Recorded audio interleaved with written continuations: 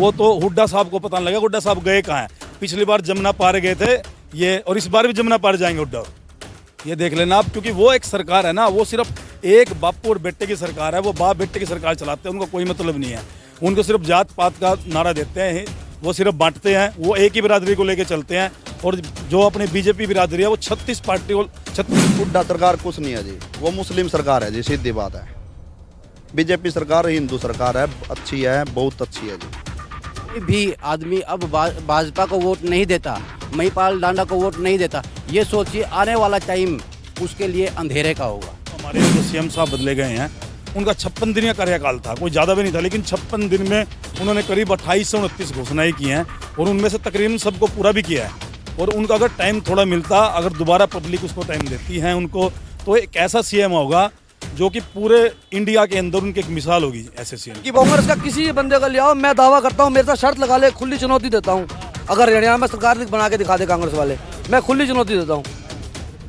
हरियाणा में 100% बीजेपी की सरकार आएगी, कोई रोक नहीं सकता। आप कह रहे सरकार बनाएंगे, कैसा सर? अरे उनकी खुद की तो चल नहीं रही। वो बेटा कह रहा है मैं मुख्यमंत्री बनूंगा, बाप कह रहा है मैं मुख्यमंत्री बनूंगा, शैलजा कह रही है मैं मुख्यमंत्री बनूंगी। अरे उनके पास सोर्स ही नहीं है किसको मुख्यमंत्री बनाए। इस गांव के लोगों ने तो कहा भी है, सभी साथियों ने, कि भाई ये सब सारे महिपाल डांडा है, सारे बीजेपी सरकार है, सारे नायब सैनी है, कि हमें किसी प्रोग्राम की जरूरत नहीं, हम खुद वोट डालेंगे, डलवाएंगे। इतना जबरदस्त यहाँ पे। स्वागत है आपका ब्रेकिंग प्लस न्यूज में। विधानसभा चुनाव का हरियाणा में आगाज हो चुका है, और ऐसे में जो है कुछ जगह टिकट जो है क्लियर हो चुके हैं, और कुछ जगह जो है अभी कुछ सीटों पर जो है टिकट नहीं हुए। इसी बीच में ब्रेकिंग प्लस न्यूज लगातार सीधा जनता से जो है जानने की कोशिश कर रहा है कि आखिर किसका माहौल है, अब की बार हरियाणा में किसकी सरकार बनेगी। तमाम लोगों से बातचीत कर रहे हैं, और सीधी जो है हम जनता से बात कर रहे हैं। ब्रेकिंग प्लस न्यूज आज जो है पानीपत ग्रामीण विधानसभा में पहुंचा है, और ये गांव है, गांव का क्या नाम है? सोंदापुर गांव है। सोंदापुर गांव में मौजूद हूँ। आपको बता दूं, भारतीय जनता पार्टी का 10 साल तक जो है यहाँ पर लगातार कब्जा है। लगातार 2 योजना से महिपाल ढांडा यहाँ से विधायक है, और जो है मंत्री भी हैं प्रदेश सरकार में। तमाम लोग हैं, जनता हमारे साथ में है बातचीत करने के लिए। इनसे बातचीत करेंगे, जानेंगे कि आखिर यहाँ पर माहौल क्या है। क्या नाम है भैया आपका? हरिओम। अच्छा हरिओम जी, बताइए हरियाणा में क्या होने जा रहा है इस बार? यहाँ भाजपा सरकार बनने वाली है। यहाँ से अपने संजीव पार्षद जी पूरी फुल सपोर्ट से बीजेपी सरकार को बहुमत दिलाने के लिए संघर्ष कर रहे हैं, पूरी तरीके से तैयार खड़े हैं। और भारतीय जनता पार्टी का माहौल तो आपको लग रहा है कि है? बिल्कुल 100%, यहाँ से 100% बीजेपी सरकार को जिताने की कोशिश करेंगे। कुछ लोग कह रहे हैं कि जो है हवा जो है कांग्रेस की चल रही है इस बार। नहीं, कोई कांग्रेस नहीं, सब खत्म है, सिर्फ बीजेपी, ओनली बीजेपी। सीएम सरकार, नवाब सैनी सरकार। पहले जो खट्टर साहब रहे उनसे कैसा रहा उनका? खट्टर साहब भी बहुत अच्छे रहे, और उनका भी अपना कार्यकाल बहुत अच्छा रहा। अब सीएम साहब नवाब सैनी का भी ये 84 दिन का कार्यकाल बहुत अच्छा रहा, जिसने उन्हें बिना खर्ची पर्ची के नौकरी दिलाने का बहुत अच्छा काम किया। तो क्या लगता है तुम्हें, मतलब कि जो खर्ची पर्ची की जो बात चल रही है वो उसमें क्या, मतलब कि ऐसा होता था कि खर्ची और पर्ची के बिना जो है काम नहीं होता था? हाँ, पहले तो भी काम होता नहीं था। 30-30 लाख रुपए में बीजेपी कांग्रेस सरकार नौकरियां देती थी। अब बिना खर्ची के, बिना पर्ची के, खुद हमारे परिवार के बिना खर्ची पर्ची के लगे हुए हैं। बिल्कुल। लगातार कुछ लोग कह रहे हैं कि बेरोजगारी, महंगाई, तमाम तरह के मुद्दे हैं जो है बहुत ज़्यादा जो है भारतीय जनता पार्टी की सरकार में युवा बेरोजगार हैं। कुछ भी, कोई भी, ये तो पब्लिक को डिस्टर्ब करने वाली बातें हैं। कुछ भी नहीं, सब रोजगार है, सभी प्रकार की, कोई महंगाई का दौर नहीं है। सबसे अच्छा माहौल बना हुआ है, जिसमें कांग्रेस सरकार युवाओं को भटकाने का कार्य कर रही है। कैसे भटका रही है, जरा समझाइए, कैसे भटकाती है युवाओं को कांग्रेस? युवाओं को टकाटक दे रही है 8,500 हजार पे। ये देखो आपके सामने ही डुकोसला है राहुल गांधी का। बहुत मुद्दे हैं इसके लिए, कितनी बहुत बड़ी चर्चा करनी पड़ेगी, जिसके लिए आपको इसमें कोई कहने का संदेश नहीं है। जब आप यहाँ पर वोट करेंगे तो जहन में क्या होगा, किन मुद्दों को देखते हुए यहाँ का मतदाता मतदान करेगा? सबसे पहले तो हम आपका इस गांव में स्वागत करते हैं। रही बात मुद्दे, आप सोंदापुर गांव में आए हुए हो, अभी आप मेन रोड पे निकलोगे, जैसे पानीपत में एल्डिगो सिटी है, अंसल सिटी है, उनसे भी अच्छी हमारी 21 वार्ड का एरिया है। क्योंकि अभी मेन रोड पे निकलिए, जो लाइटें हैं, पार्क है, गांव का आप सोच भी नहीं सकते। चारों तरफ चहुमुखी विकास हमारे पार्षद जी ने, हमारे जो पहले एमएलए हैं महिपाल डांडा जी ने, उन्होंने इतना विकास करवाया है कि हम आपको बयान भी नहीं कर सकते वो क्या हुआ है। विपक्ष लगातार कह रहा है कि कोई विकास कार्य नहीं हुआ, सब ढकोसलेबाजी है भारतीय जनता पार्टी की। विपक्ष का काम क्या होता है? विपक्ष का काम होता है दूसरों की निंदा करना। वो काम कर रहे हैं वो लोग।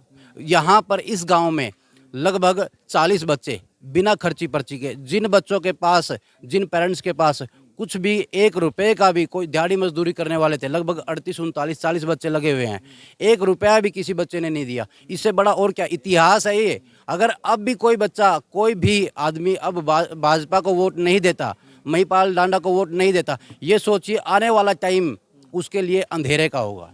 तो मैं सभी से अपील करना चाहता हूँ कि 21 वार्ड में हमारे जितने भी वोटर हैं, हमारे महिपाल डांडा जी हैं जो तीसरी बार एमएलए बनने जा रहे हैं, और हम उनको एडवांस में ही बधाई देना चाहते हैं कि वो तीसरी बार जरूर एमएलए बनेंगे।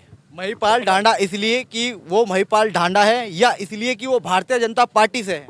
वो सबसे पहले तो बीजेपी से हैं, दूसरा महिपाल डांडा जी की इतनी अच्छी छवि है कि वो पब्लिक के बीच में, किसी की कोई मृत्यु हो जाती है, किसी की शादी है, कोई भी गांव में सामूहिक कोई भी कार्य है, वो हर टाइम हमेशा पब्लिक के बीच में होते हैं। आप अभी फ़ोन करके देख लीजिए, महिपाल डांडा जी अगर नहीं होंगे तो उनके भाई हैं हरपाल डांडा जी, अभी फ़ोन कीजिए, आपको आधे घंटे में यहीं मौजूद मिलेंगे वो। तो यही तो कुछ बातें होती हैं जिनकी वजह से लोग उनको इतना पसंद करते हैं, और हम सब उनको ये सोचते हैं कि तीसरी बार वो बनकर और हमारे बीच में आएंगे। क्या लग रहा है, क्या सोचकर वोट करेंगे आप? बीजेपी पार्टी बहुत ही अच्छी पार्टी है। हमारे महिपाल डांडा जी बहुत अच्छे विधायक जी हैं, और एमसी साहब हैं जो सोंदापुर गांव का बिल्कुल पूरा गंद निकाल दिया एमसी साहब ने हमारे यहाँ ने। क्या एमसी साहब भी जो है वो भारतीय जनता पार्टी में? भारतीय जनता पार्टी से हैं और बहुत अच्छे आदमी हैं। तो मतलब कि विकास का मुद्दा होगा, जितना काम हमारे एमसी साहब करवा सकते इतना कोई भी नहीं करवा सकता। विकास मानते हैं? पूरा सिटी बना दिया जी। मतलब लग रहा है कि बीजेपी सरकार में जो है विकास हुआ है? बिल्कुल हुआ जी, बीजेपी सरकार बहुत अच्छी सरकार है जी। विपक्ष ये कह रहा है कि कोई विकास कार्य नहीं हुए, इनके सिर्फ ढकोसलेबाजी है, सिर्फ विपक्ष का तो जी पता क्या, उन्होंने ना तो काम करने ना करने देने, विपक्ष का तो यही काम है जी। ये कह रहे हैं कि जो हुड्डा सरकार थी वो बहुत बढ़िया थी, और जब से ये सरकार बनी है बीजेपी की, इसने जो है हरियाणा का बिल्कुल जो है सत्यानाश मार के रख दिया। हुड्डा सरकार कुछ नहीं है जी, वो मुस्लिम सरकार है जी, सीधी बात है। बीजेपी सरकार हिंदू सरकार है, अच्छी है, बहुत अच्छी है जी।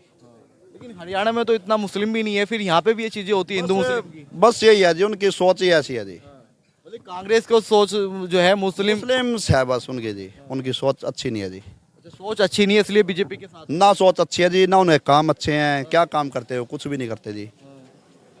बीजेपी सरकार बहुत अच्छी सरकार है जी। बीजेपी सरकार अच्छी है। डंडा जी बहुत अच्छे हैं जी, विधायक हमारे एमसी साहब बहुत अच्छे हैं। लेकिन हरियाणा में भी ये जो है थोड़ा सा मुद्दा रहता है कि हिंदू मुस्लिम का, जैसा यूपी में रहता है, कि हरियाणा में भी इस तरह की चीजें रहती हैं? बिल्कुल है जी। कांग्रेस सरकार मुस्लिम के नाम पे ही वोट मांगती है जी। अच्छा एक चीज बताइए, 80% बताया जाता है कि हिंदू है और 20% मुस्लिम है, लेकिन क्या लगता है आपको वो फिर भी खतरे में है? बिल्कुल खतरे में है जी। 20% वो 20% है जी, वो 20 नहीं है। वो तो उनके आगे आने वाले बच्चे ही 10-10 हैं जी। एक मुस्लिम के आने वाले बच्चे ही 10-10 हैं जी उनके, ये देखो नाप है। ये समझ में नहीं आती ये चीजें जो है, तो कोई बात नहीं, जो है और भी लोग हैं उनसे बातचीत करें। क्या नाम है भैया आपका?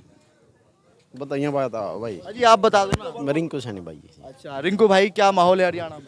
हरियाणा में भाई एक तरफा माहौल है, बिल्कुल। किसका माहौल है? बीजेपी। क्या दे दिया था बीजेपी ने, भारतीय जनता पार्टी ने क्या दे दिया आप लोगों को? ओसीबीसी का सीएम दे दिया, इससे ज्यादा और क्या देंगे। बहुत बढ़िया काम कर दिया सीएम आके, जो नायब सैनी बहुत बढ़िया काम कर रहा है बीजेपी के अंदर।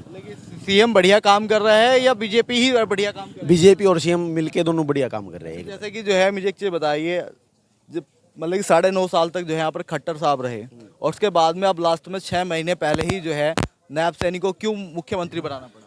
क्या मानते हैं आप? वो इतना नहीं बोल पा रहे थे जितना नायब सैनी बोल पा रहे हैं। यही कारण है जो उन्होंने इतने काम कर दिए कि 45, 50, 52 दिनों में, जो नायब जो ये है पुराने सीएम हमारे, वो नहीं कर पाए इतना काम। खट्टर साहब काम नहीं कर पाए, ये इसलिए थोड़ा बहुत था। अच्छा भाई साहब, क्या नाम है आपका? राजू दारा, एक सरपंच सोदापुर। अच्छा, सरपंच है आप इस गांव के? नहीं नहीं, सोदापुर सोदापुर। अच्छा, सोदापुर के आप सरपंच हैं। हाँ जी हाँ जी, एक सरपंच हूँ। मतलब कि आपकी विधानसभा किस में आती है? इसराना इसराना इसराना हल्का में। अच्छा, इसराना में आती है। चलो कोई बात नहीं, इसराना के बारे में ही बताओ, क्या माहौल है आपके यहाँ? बहुत अच्छा माहौल है। मेरे गांव की 5200-5300 करीब वोट है। उसमें से ये देखिए आप, अगर 4500 पोल होती है तो 3700 करीब बीजेपी के आएंगे। और अब ये जो हमारा लोकसभा चुनाव हुआ था, मनोहर लाल खट्टर जी लड़े थे यहाँ से, तो 2400 वोटों की लीड थी हमारे गांव से।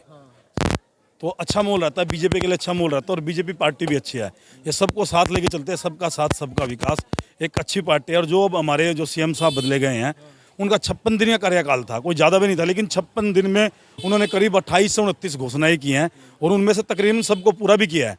और उनका अगर टाइम थोड़ा मिलता, अगर दोबारा पब्लिक उसको टाइम देती है उनको, तो एक ऐसा सीएम होगा जो कि पूरे इंडिया के अंदर उनकी एक मिसाल होगी ऐसे सीएम की। सिर्फ ये बता रहे, सिर्फ घोषणे वाला सीएम है? घोषणा वाला नहीं है जी। आप देखिए, 1,20,000 सरकारी नौकरियां वो भी दी हैं, जो हमारे आंगनवाड़ी वर्कर थे उनको पक्का किया है, जो अपना कौशल रोजगार थे उनको पक्का किया है, उनका 8% जो उनका भत्ता मिलता था वो बढ़ाया है। तो कहाँ घोषणा, कहाँ है? काम हो रहे हैं, धरातल पे काम हो रहे हैं। आपको पता, पत्रकार हो, काम हो रहे हैं, घोषणा नहीं हो रही है। वो साहब ये कह रहे हैं कि सीएम को तो जो है, सैनिक को तो पता भी नहीं लगना कहाँ चला गया, वो अभी नहीं आने की इस बार। ऐसे है जी, वो तो हुड्डा साहब को पता नहीं लगा हुड्डा साहब गए कहाँ हैं। पिछली बार जमुना पार गए थे ये, और इस बार भी जमुना पार जाएंगे हुड्डा। और ये देख लेना आप, क्योंकि वो एक सरकार है ना, वो सिर्फ एक बापू और बेटे की सरकार है। वो बाप बेटे की सरकार चलाते हैं, उनको कोई मतलब नहीं है।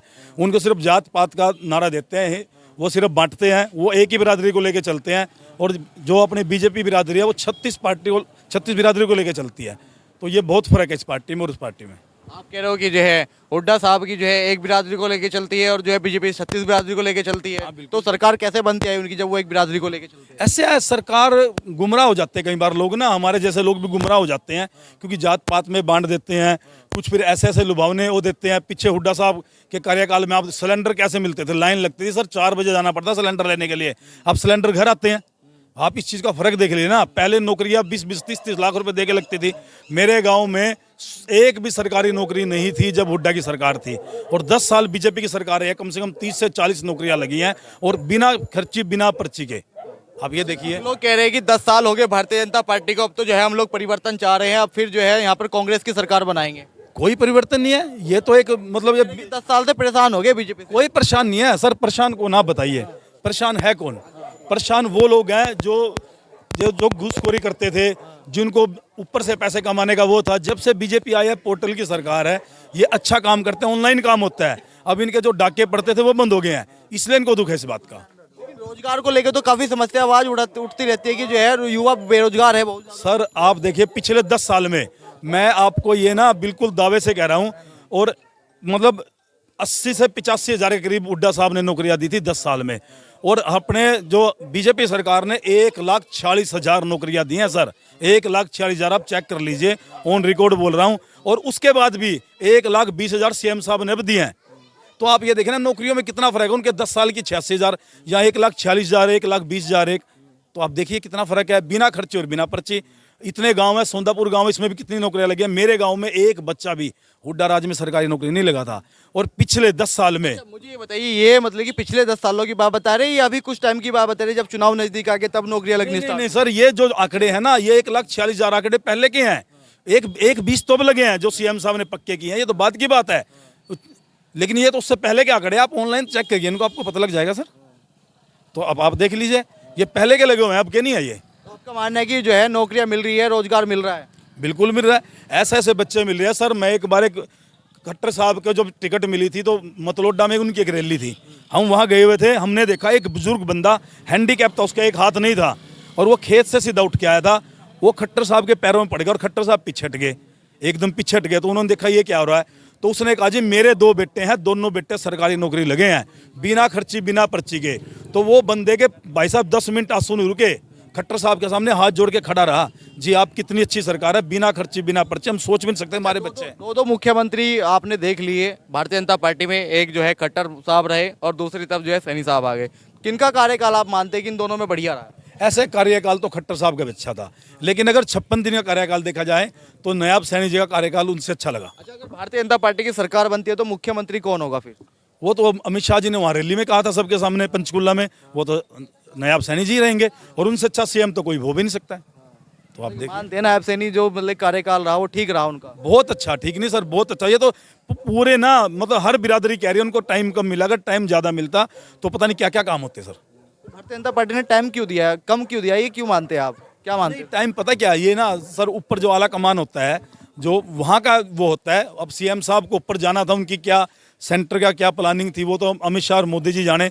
अब उनको ऊपर ले गए हैं, उनको ऊपर ले गए थे तो नीचे साहब नायब सैनी जी को बनाया। तो ये इनका परिवर्तन है। पता नहीं, बीजेपी एक ऐसी पार्टी है, छोटे से छोटे कार्यकर्ता को, श्री नायब सैनी जी एक छोटे से गरीब परिवार के किसान के बेटे हैं और उनको इतने ऊपर तक ले गए। तो आप ये देखिए ना, मतलब बीजेपी एक ऐसी पार्टी है, वो नीचे से ऊपर तक पता नहीं कहाँ पहुंच जाते हैं। लेकिन ये कांग्रेस बाप और बेटे की पार्टी है। ये अब श्रीमती सोनिया गांधी, राहुल गांधी, भूपेंद्र हुड्डा और राहुल गांधी और अपना दीपेंद्र हुड्डा, इनमें उलझी रहती है। ये चार नामें यहीं घूमती रहती है और कहीं नहीं जाती। और बीजेपी का ये नहीं पता आज किस कार्यकर्ता को अगर एमसी को उठा के अब तक सीएम बना दे, किसी एक आम आदमी को उठा के राज्यसभा सांसद बना दे। तो बीजेपी एक ऐसी पार्टी वर्कर का साथ देती है, ना कि एक परिवारवाद करती है वो। लेकिन भारतीय जनता पार्टी में अभी कुछ लोगों के जो टिकट वितरण हुआ उसमें बहुत सारे लोगों को जो है भगदड़ मची है। कुछ लोग जो है पार्टी छोड़ के भी जा रहे हैं, कुछ लोग अलग निर्दलीय चुनाव लड़ने की बात कर रहे हैं। क्या लगता है कि जो भारतीय जनता पार्टी के कार्यकर्ता थे उससे कहीं ना कहीं जो है भारतीय जनता पार्टी को नुकसान नहीं होगा? वो सर पता क्या है, एक विधानसभा में 5, 7, 10 उम्मीदवार होते हैं, पार्टी के इच्छुक होते हैं टिकट लेने के।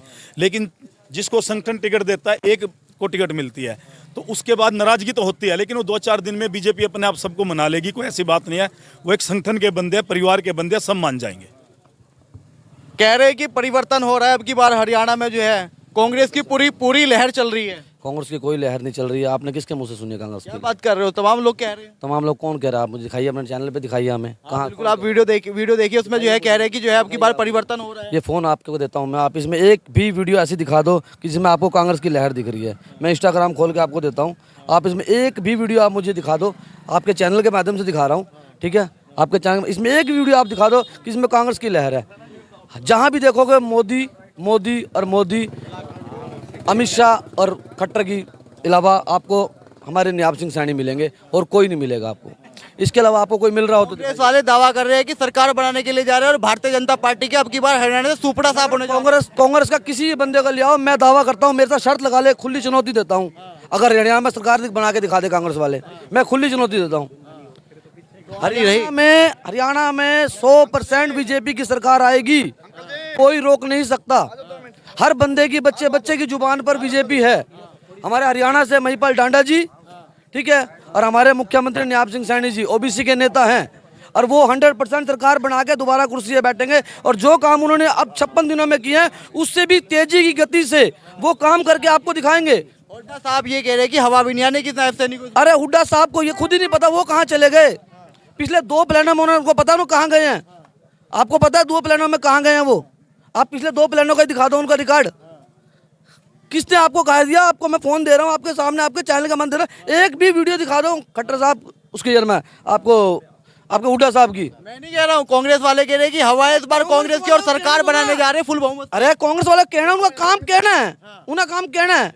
हमारा काम आपका काम सुनना है। जो हमने करना है वो हमने करना है, कांग्रेस में नहीं करना, वो हमने करना है। एक भी बंदा यहाँ गिनवा दो, किसी छोटे बच्चे से पूछवा दो, चाहे बड़े से पूछवा दो, किसकी वोट देगा। हर की जुबान पे एक ही दिमाग रहेगा कि मैं बीजेपी की वोट दूंगा।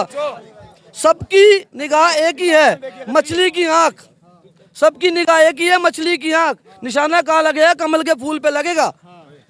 ग्रामीण से महिपाल डांडा जी बनेंगे। क्या मानते, कितनी सीट भारतीय जनता पार्टी लेके आ रही है? भाई साहब एक बात बताओ, कितने जवाब मांग रहे हैं?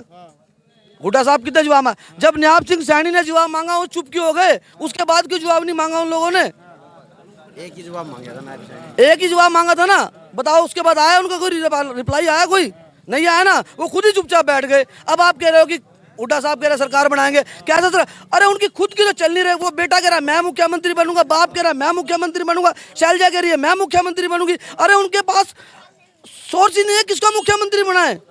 बीजेपी के पास में कौन सा चेहरा है कि जो मुख्यमंत्री बनेगा अगर सरकार बनती है? बीजेपी के पास, बीजेपी ने चेहरा दे तो दिया। अमित शाह जी ने खुले चुनौती में कहा था कि इस बार हमने 56 दिनों के लिए मुख्यमंत्री बनाया नायब सिंह सैनी को, ठीक है, और आगे आने वाले टाइम में जो मुख्यमंत्री बनेगा वो नायब सिंह सैनी ही बनेगा। इससे पहले क्यों नहीं बनाया? 56 दिन के लिए ही क्यों बनाया जब चुनाव नजदीक आ गया? वो तो गवर्नमेंट की पॉलिसी है, गवर्नमेंट अपनी पॉलिसी पे चलेगी, आपकी मेरी पॉलिसी पे नहीं चलेगी ना। वो ऊपर से जो आदेश आएगा उसी हिसाब से चलेंगे। कल को क्या पता लगे आप न्यूज चैनल पे यहाँ पर माइक ले खड़े हो और कल को आपको सीएम की कुर्सी पे बिठा दे। ये बीजेपी सरकार है, इसमें सब कुछ पॉसिबल है। विपक्ष ये भी कह रहा है कि कोई विकास कार्य नहीं हो पाए। आप पिछले साल में जो विकास कार्य हुए थे, अभी आप एक काम करो, हम आप आगे हम आपके पीछे भी चलते हैं। आप पूरे सोंदापुर में एक भी गली ऐसी दिखा दो कि जिसमें लाइट नहीं है, कोई गली पक्की नहीं है, ठीक है। मैं आपको आज से 10 साल पहले ही गली दिखाता हूँ। एक मिनट सर, फोन दिखाना आपके फोन में 10 से 10 साल पहले की। 21 वार्ड में हो गया ना, आज तक पानीपत में 26 वार्ड हैं, किसी को उसमें काम नहीं हुआ है। जो 21 नंबर वार्ड में हो रहा है, किसी भी उसमें गली का, पानी का, सीवर का, किसी चीज का। सरकार किसकी आ रही है? बीजेपी की। क्यों, क्या मुद्दे होगी, किन मुद्दों को देखते हुए वोट सारा काम बीजेपी ने पूरा वो कर रखा। क्या काम कर रखा है? कोई छोटा नहीं रखा भाई, क्या काम नहीं कर रखा उसने। बीजेपी के लोग छोड़ कर कांग्रेस में जा रहे हैं। वो अपनी बेवकूफी जा रहे हैं। कन्हैया मित्तल भी जो है, टिकट नहीं मिली इसलिए वो भी दूसरी पार्टी में जा रहे हैं। कन्हैया मित्तल ने गाना गाया था, जो राम को लाए हम उनको लाएंगे, लेकिन वो भी कह रहे हैं कि भारतीय जनता पार्टी में मेरी रुचि नहीं मिल रही है, अब कांग्रेस के साथ जाना चाहता हूँ। फिर उनको टिकट नहीं मिली तो उधर वो वही है, हाँ भाई हमारे को टिकट नहीं मिली इसलिए हम तो छोड़ कर जा रहे हैं। जाना चाहते हैं, गए तो नहीं, जाना चाहते हैं, गए तो नहीं। उनको कुर्सी प्यारी है, हम भी उसमें खट्टू श्याम दे, लेकिन अब तो हमने उसमें भी कांग्रेस ये दिखने लग गए। कन्हैया मित्तल में इतना अच्छा आदमी था, अपनी छवि खराब करे कुर्सी के चक्कर में। कितना अच्छा पद दे रखा उसने, कितने अच्छी इज्जत दे रखी, कितना अच्छा मान दे रखा, खुद समझे नहीं रहा वो। हाँ बाबूजी, क्या कह रहे थे? कुछ कह रहे थे आप, क्या कह रहे थे? क्या कह रहे थे आप? कुछ कह रहे थे? हाँ जी, 90 सीट हैं, अपने उनको दे देंगे कि जो कोई भी आगे खड़ा होगा उसको देंगे, जो जीतेगा उस जो कैंडिडेट काम करने वाला दिखाएगा उसको दे देंगे। लगातार कई सीटों पे जो है लगातार जो है विवाद चल रहा है, कुछ लोग छोड़ के भी जा रहे हैं। जैसे कि आपका समाल का सीट होगी, समाल का में जो है शशिकांत ने कह दिया कि जो है मैं तो निर्दलीय चुनाव लड़ूंगा या फिर कुछ भी करेंगे। बार उसको दे दी, 2 बार हार लिया, बार उसको दे दी। हाँ, किसी दूसरे का भी नंबर आओगा, हाँ भाई उसको दो। ठीक है, तो और भी लोग हैं। हाँ जी, बताओ क्या नाम है आपका? रामादार कुशवाहा। अच्छा, जिला हरदोई सैजान, वो जिला हरदोई बरुआरा डड़िया से है। तो मतलब यहाँ क्या करते हैं आप? काम करते हूँ। क्या काम करते हैं? पेट्रोलूम का। किसका? हेडलूम का। अच्छा, हैंडलूम का। तो सुनो मेरी बात। हाँ, सुनाइए। जैसे बीजेपी ने जो काम करके जो बोला है वो काम करके दिखाए हैं, ठीक है। मुलायम सिंह की सरकार हमारे उत्तर प्रदेश में बनी, कोई काम नहीं ठीक से किया, और जब से मोदी की सरकार बनी है सारे काम सही से हो रहे हैं, हमारे पूरे भारत देश में सही से काम हो रहे हैं। हाँ, कोई काम गलत नहीं हो रहे। जैसे बाबा वो राम रहीम थे, राम रहीम ने क्या किया, लड़कियों को किडनैप किया और विदेशों को सप्लाई किया। क्या किया? ये किसकी सरकार थी? कांग्रेस की थी, समझ रहे हो। ठीक है, और भी लोग हैं, लगातार बातचीत कर रहे हैं। सोंदापुर गांव है, ये पानीपत ग्रामीण विधानसभा का क्षेत्र है। सर क्या नाम है आपका? मेरा नाम संजीव दहिया है। अच्छा। और मैं इस गांव से वार्ड 21 से लगातार 10 साल से पार्षद रहा हूं। और अभी आप आए हैं तो आपका स्वागत भी है सोंदापुर गांव में।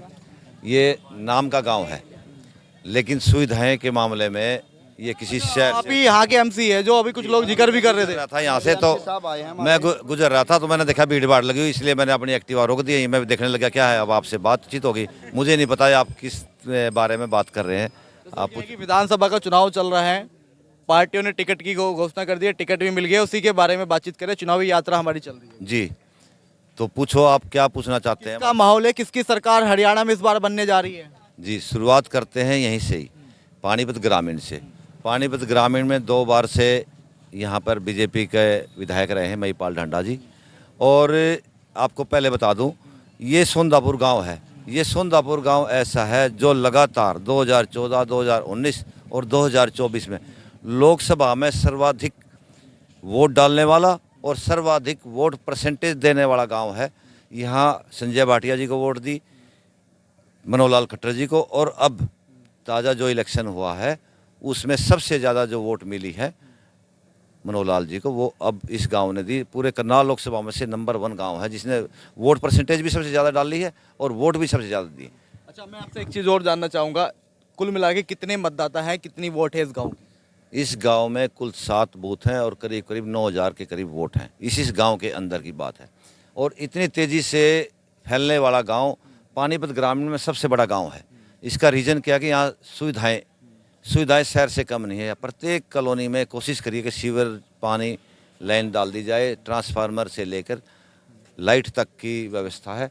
लोग खुश हैं और यही कारण है जो मैंने आपको बताया कि 2014 से लगातार लोगों ने वोट दिया और काम भी बहुत हुए हैं। इसी का कारण है। निरा कोई नेता को पसंद नहीं करता, आजकल वर्किंग को पसंद करते हैं। यहाँ की वर्किंग ऐसे रही है जिसकी वजह से लोग प्रभावित हुए हैं और लगातार बीजेपी के पक्ष में मतदान है। पहला ऐसा है और यहाँ इस गांव से वैसे भी सर्वाधिक मत मिलने की संभावना है कि पूरे ग्रामीण में सबसे ज़्यादा मत रहेंगे। तो आपको लगता है कि तीसरी बार फिर जो है आपके महिपाल डांडा यहाँ से जो है विधायक होंगे? लगता नहीं, 100% होंगे, 100% होंगे। सारे साथियों से पूछे, सबसे कोई आए सबसे ज़्यादा सर्वाधिक रहेंगे। और इस गांव के लोगों ने तो कहा भी है, सभी साथियों ने, कि भाई ये सब सारे महिपाल डांडा है, सारे बीजेपी सरकार है, सारे नायब सैनी है, कि हमें किसी प्रोग्राम की ज़रूरत नहीं, हम खुद वोट डालेंगे, डलवाएंगे। इतना ज़बरदस्त यहाँ पे। आप लोकल में यहाँ रहते भी है, देखते भी होंगे चीज़ों को, क्या लगता है चर्चाएं भी होती होंगी? हमें तो कोई चर्चा सुनती नहीं। कोई लोग जो चर्चा करते हैं ना, आप जो सवाल पर जाना चाह रहे हैं कि कांग्रेस वर्सेज बीजेपी, अभी तक तो कैंडिडेट ही फाइनल नहीं हुआ। दूसरी बात, कोई आ भी जाए तो जो जिनकी दुकान है ना, जैसे पहले नौकरियां बेचते थे, कुछ और काम करते, यहाँ करीब करीब 40 बच्चे नौकरी पे लगे हैं। 68 आदमियों के मकान, गरीबों के 68 आदमियों के। पानीपत में सर्वाधिक सबसे ज़्यादा मकान बनाने वाला ये गाँव है, जहाँ नगर निगम द्वारा प्रधानमंत्री आवास योजना के तहत 68 आदमियों के मकान बनाए गए हैं। और जितने भी लाभार्थी हैं, चाहे वो शौचालय से संबंधित हो, चाहे उज्ज्वला योजना से 400 आदमियों को सिलेंडर दिया गया है।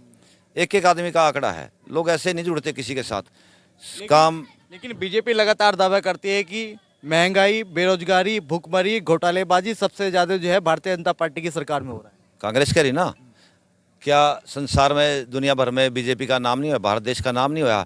आज अगर आप पढ़े लिखे आदमी देखिए ना, जहाँ हम कहाँ पर खड़े पहुँच गए।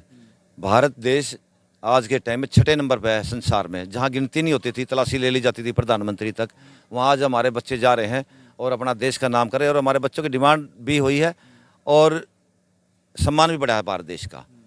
यूक्रेन में देखा होगा, सब सारे संसार ने देखा कि हमारे बच्चे कैसे निकल गए तिरंगा लेकर। यही तो प्रभाव होना चाहिए। एक बढ़िया कुशल राजनीति का, कुशल नेता का यही परिणाम होता है कि वो अपने देश को आगे ले जाए। कितनी सीटें भारतीय जनता पार्टी को इस बार जो है 90 सीटों में से मिलने जा रही है? देखो भाई साहब, वो तो जनता के ऊपर है, लेकिन मुझे 90 सीटों में से जो जितनी टिकट मिली ना, इन्हीं में से सरकार बनने वाली है। मुझे तो ऐसा लगता है 40 सीट तो जो ये आई है ना, इनमें से 40 सीट तो हमारी आ जाएंगी अभी यार। बाकी जो सीटें रही उसमें से करीब 60 सीटें तो 100% मैं दावे के साथ कह सकता हूँ कि सरकार बीजेपी की ही बनेगी। 60 सीटें 90 में से आप भारतीय जनता पार्टी की बन बिल्कुल बिल्कुल। यहाँ इसी से अंदाजा लगा लो आप, यहाँ इस पूरे एरिया में, यहाँ नहीं, आप जहाँ पे खड़े, 30 सीट मिलने वाली है कांग्रेस को। बिल्कुल 100% है। और ये भी झूठ मूठ में लोग बकाये में आ जाते हैं। कुछ लोग, अभी जनता जागरूक नहीं हुई पूरी। जिस जनता अच्छी तरह हो जाएगी, ये समझ जाएगी भाई ये लोग नौकरी बेचने वाले लोग थे। जितनी गरीब जनता ना, अब आप देखते हो कि हर कोचिंग सेंटर पे भीड़ लग गई बच्चों की, वो इसलिए कि पढ़ना लग गए सब लोग। चीज़ बताइए, अभी टिकटों का वितरण हुआ है और भारतीय जनता पार्टी में जो घमासान मचा है वो सभी जानते हैं। घमासान कहाँ नहीं मच रहा। चलो एक आध आदमी जिसकी इच्छा ज़्यादा है वो इधर उधर की बात करता है, उधर से भी तो आ रहे हैं। घमासान तो उससे ज़्यादा उधर भी मचा हुआ है। और जो टिकटें कल परसों में और होंगी, घमासान के आंधी उठेगी कल परसों में। देखना, लाइन लगा के हमारे साथ खड़े हुए, हम आपको समर्थन देंगे, ये कौन सी बात हुई? वहाँ भी देखना ऐसे लाइन लगा के आएंगे सारे के सारे। मान रहे हो कि जो रूठे हुए हैं वो मना लेंगे? बीजेपी का तो रूठा हुआ मन जाएगा, उनका रूठा हुआ तो मनता नहीं। तभी तो 60 सीटें आने वाली हैं, आप समझ रहे हैं। 60 सीटों की बात कर रहे हैं। क्या नाम है जी आपका? विनोद कुमार। अच्छा विनोद जी, क्या माहौल है आपके गांव की फिजा क्या बोलती है? हमारी फिजा बीजेपी बीजेपी बीजेपी।